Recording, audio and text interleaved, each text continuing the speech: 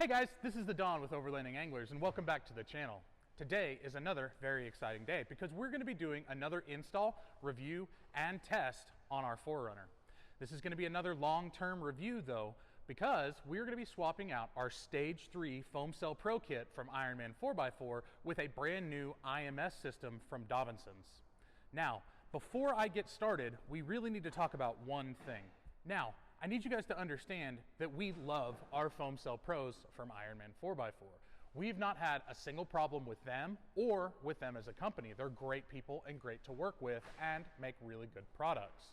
In fact, we are not done with these Foam Cell Pros because we're going to be installing them in our friend Ginger's 4Runner as well to continue to test and check it out. But why are we changing? Now, we're switching because this Dobinson IMS system is going to allow us to run a true long travel setup for the rear of our 4Runner, which is going to really help when we want to go down a crazy obstacle and not use the workaround because it's going to keep both tires on the ground, allowing us more traction. Now, it's going to take a little bit more work to do the long travel in the setup, but it's going to be worth it. There's also another difference. Second, Dobinson's IMS is a monotube design where Ironman Foam Cell Pros, they are going to be a twin tube design. Now, to tell you a little bit about the difference, we have to tell you how they work first. Looking at this coilover is a great way to understand how shocks and struts work.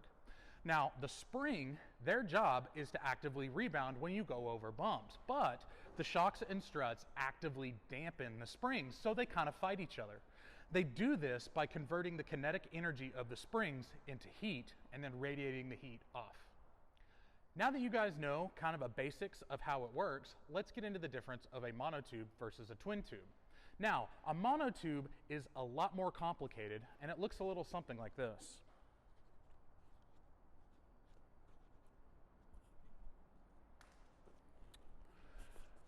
You have one tube, and in that one tube, you have gas at the bottom and oil that are separated by a floating piston, and then you have your larger piston. This is what controls your dampening. Next, we're going to go ahead and look at a twin tube design. Now, let's talk about the twin tube design, and it's going to look something like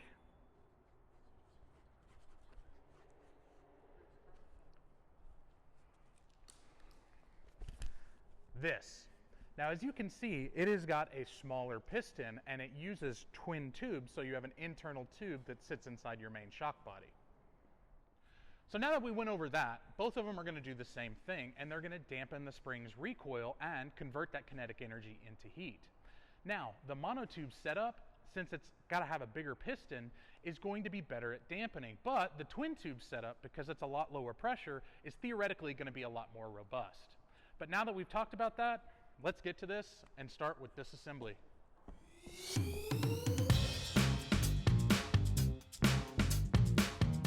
We decided to start on the front, and while Josh got everything taken apart, I'm working on cleaning out the inside of our Method 704s. Now by the time I finished, Josh had already gotten everything taken apart and was getting the sway bar reinstalled.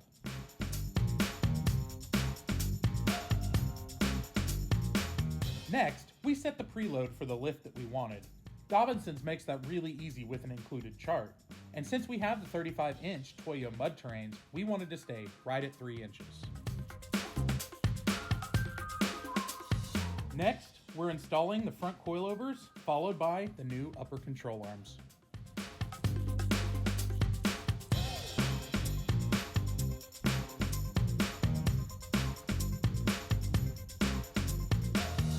Next, it's time to reattach the steering knuckle, CV axle, and bolt it all back together. With both sides done, it should look something like this.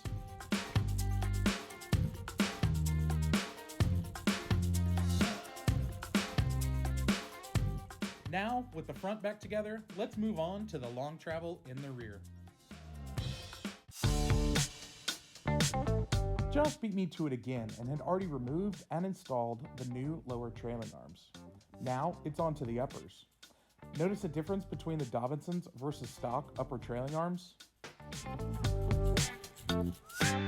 Before we move on, we have to install extended brake lines. See how tight these stock ones are?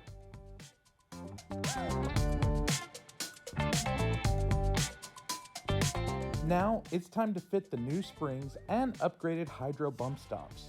The extended travel is pretty apparent here.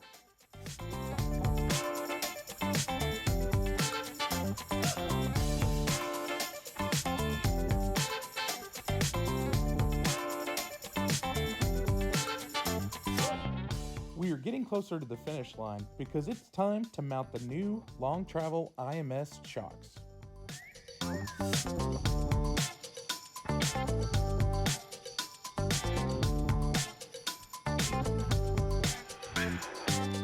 Only a few things left, and Josh made it look easy, installing a new panhard bar and extended sway bar links.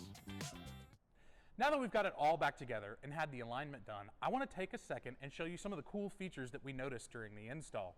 The first one is right in here. Check it out. Dobinsons includes a billet aluminum sealed cover for the ball joints on their tubular upper control arms. This will keep out dirt and debris and cleans up the look nicely. Now, the second is down here on the lower trailing arms, so come check this out. Come on. They also added this little deflector to the lower trailing arms. This protects your adjustment bolts from damage from any debris that might be kicked up by your tires. Now that we've gone over those two really cool features, let's take a second and see exactly how much down travel this long travel setup has.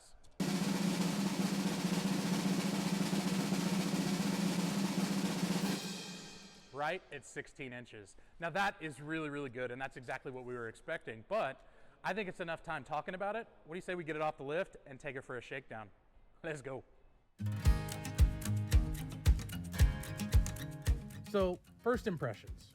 This setup reminds me of Dr. Jekyll and Mr. Hyde. At speeds above 40 miles an hour, it feels tight but not bumpy. I didn't feel any of the bumps or potholes that Oklahoma is famous for.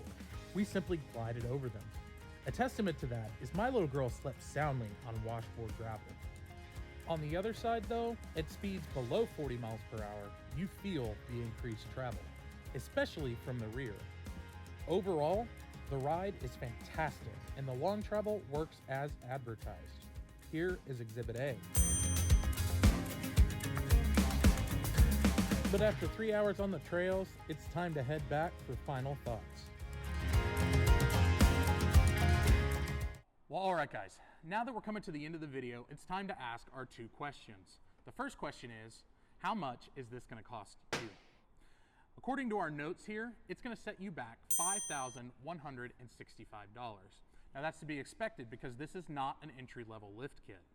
This also should probably be tackled by professional installers, so that's going to set you back around another $2,000 to $2,500. And two, should you buy this kit? Well, personally, I think that this is a great setup. I think it is perfect for the guy that has a daily driver that he wants to take out and tackle some more aggressive trails on the weekend. But we'll let you guys make that decision. Stay tuned because we're going to stack this Dobinsons IMS system up against the Ironman system next month on some pretty aggressive trails. But until next time, guys, get out there, keep exploring, tight lines. Bye.